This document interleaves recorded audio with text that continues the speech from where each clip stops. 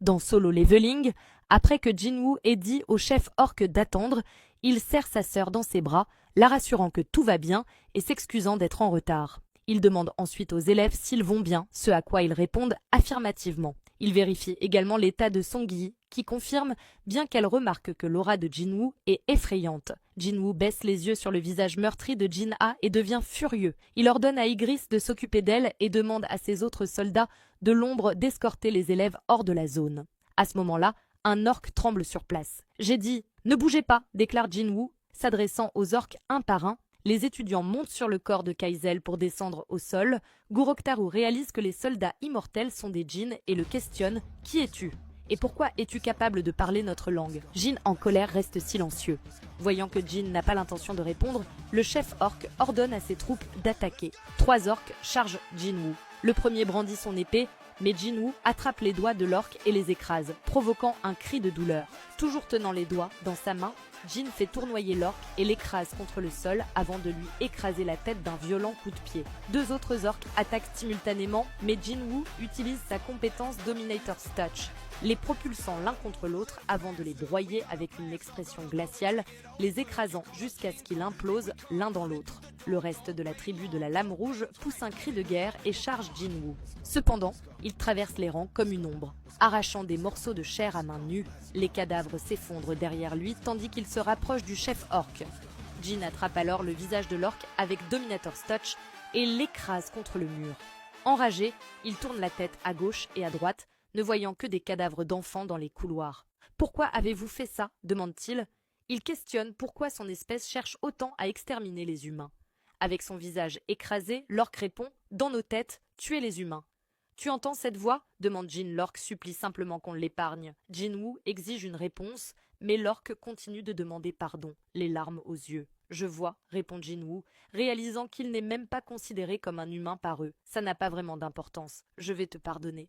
Mais ne crois pas que ce sera sans douleur. » Pendant ce temps, dans le donjon, Yérim tire sur un morceau de tissu et proteste. « Tu sais combien ça coûte, ça ?» Elle dit à la fourmi que les vampires sont très chers et ne doivent pas être mangés. À cet instant, la fourmi la frappe, lui entaillant l'épaule et la faisant tomber au sol avant de dévorer le vampire sous ses yeux. C'est alors que Beru apparaît, terrifiant la fourmi et levant une main au-dessus de la chasseuse, la soignant avec de la magie. Les fourmis s'éloignent tandis que Yérim, surprise, se demande comment une invocation peut utiliser une magie de soin meilleure que la sienne. Ils arrivent dans la chambre du boss, où l'archiliche flotte au-dessus de ses chevaliers de la mort. Les chasseurs sont terrifiés, car parmi tous les boss, l'archiliche est célèbre pour avoir anéanti la guilde du Dragon Doré, l'une des meilleures guildes de Chine. Ce boss a causé une brèche dans un donjon, mais grâce à Liu Jigang, la catastrophe a été évitée.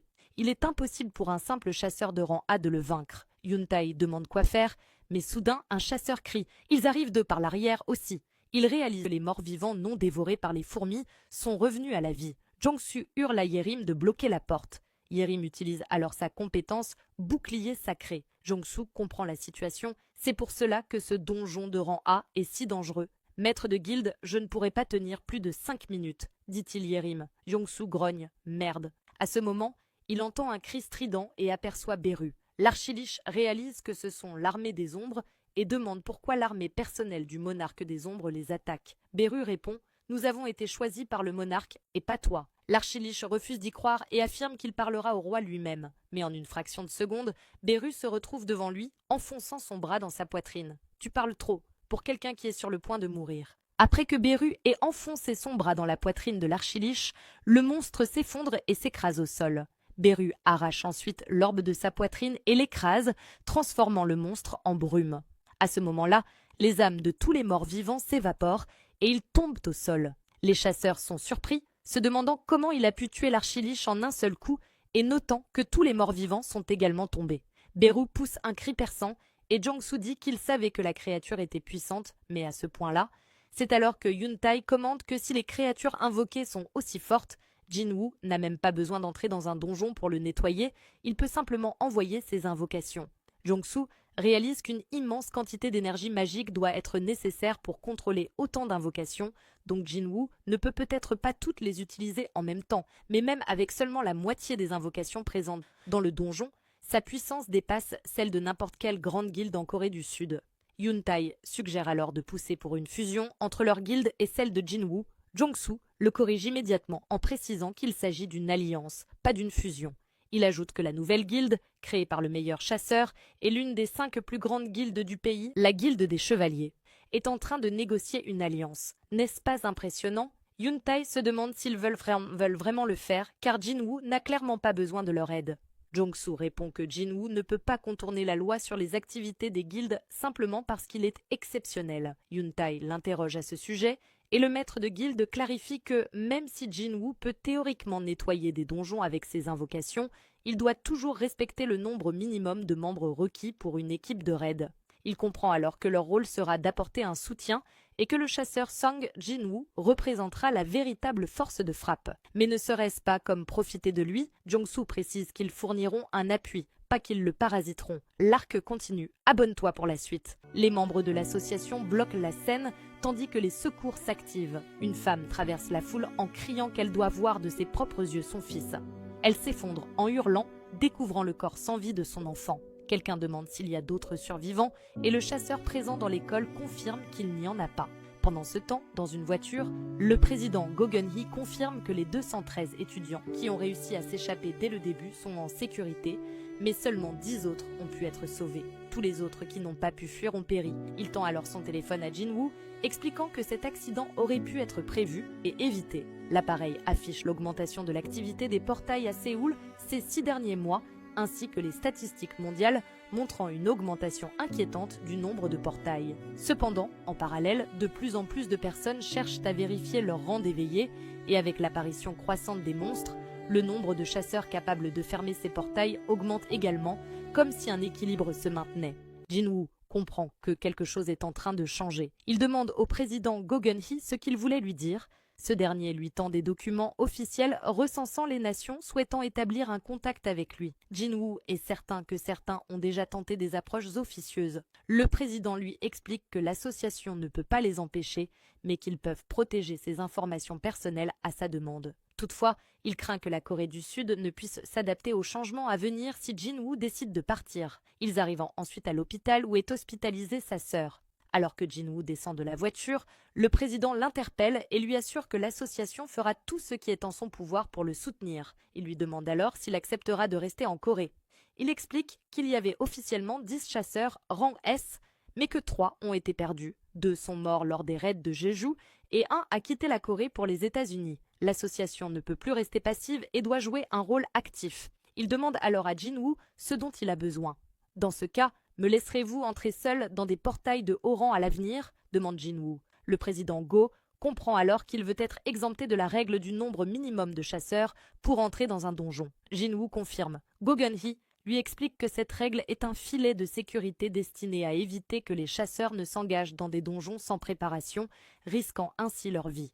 Tu veux que je l'abolisse pour toi? Demande-t-il avant de sursauter en comprenant la véritable raison derrière la création de la guilde de Jinwoo. Ce dernier acquiesce et lui demande si sa requête est difficile à exaucer.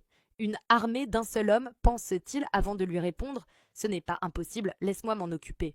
Et l'arc continue, abonne-toi pour la suite. Le téléphone d'une femme sonne alors que le directeur la félicite pour son bon travail d'aujourd'hui. À l'autre bout du fil, Jin-ho, tout excité, appelle sa cousine et lui demande si elle veut rejoindre leur guilde. Il lui explique qu'au lieu d'être coincée à jouer les agents de relations publiques pour la guilde de son père, elle pourrait simplement mettre son nom sur la liste des employés de leur guilde et faire ce qu'elle veut. Elle lui demande de quoi il parle tout à coup et s'il sait que Jin-hui est de retour en ville. Jin-ho répond bien sûr qu'il est au courant du travail de sa sœur et ajoute qu'il manque un membre fondateur pour la guilde. Elle lui demande alors s'il est en train de lui proposer de rejoindre une guilde qui n'a même pas encore été créée, et si par hasard, il ne se ferait pas arnaquer par un escroc. Jin-ho rigole et lui répond que si elle savait qui était l'escroc, elle serait choquée. « Qui ça ?» demande-t-elle. Dans les bureaux de la guilde Jin, Jin-woo demande si c'est la 3e personne dont parlait Jin-ho. Ce dernier lui présente alors sa cousine, Yoo Soo-hyun, une chasseuse de rang A qui travaille à temps plein et à temps partiel. Soo-hyun est sous le choc de se retrouver devant le vrai Sung Jin-woo. Jin-ho ne comprend pas ce qu'elle trouve d'incroyable alors qu'elle est littéralement une célébrité. Jin-woo, lui, s'interroge sur son rang A et se demande si c'est vraiment vrai. Elle répond qu'elle a enfin la chance de rencontrer le chasseur qui a ruiné l'interview de presse de Lee Min-sung avant de disparaître aussitôt. T'es sûr que c'est ça qui te hype demande Jin-ho. Jin-woo s'installe tranquillement, réfléchissant au fait que son vice-maître est un chasseur de rang D, tandis que sa cousine est rang A. Il se demande s'il n'y aurait pas une condition génétique pour s'éveiller. Après tout, il existe des cas où des frères et sœurs s'éveillent en même temps et son propre père était un chasseur. Jin-ho t'a donné tous les détails demande-t-il. Il m'a juste dit qu'il manquait un membre fondateur, répond-elle. Le maître de guilde précise alors que si elle rejoint leur guilde, elle risque de faire l'objet de nombreux articles de presse. C'est toujours mieux que d'être mêlée à Yujin Sung, répond-elle. Jin-woo lève un sourcil et demande qui est Yujin Sung. C'est mon frère, explique Jin-ho. Le frère avec le mauvais caractère demande Jin. Elle répond il semble être connu. Soo-hyun attire alors son attention. On peut faire un selfie pour que je le poste sur mon profil SNS et l'arc continue. Abonne-toi pour la suite.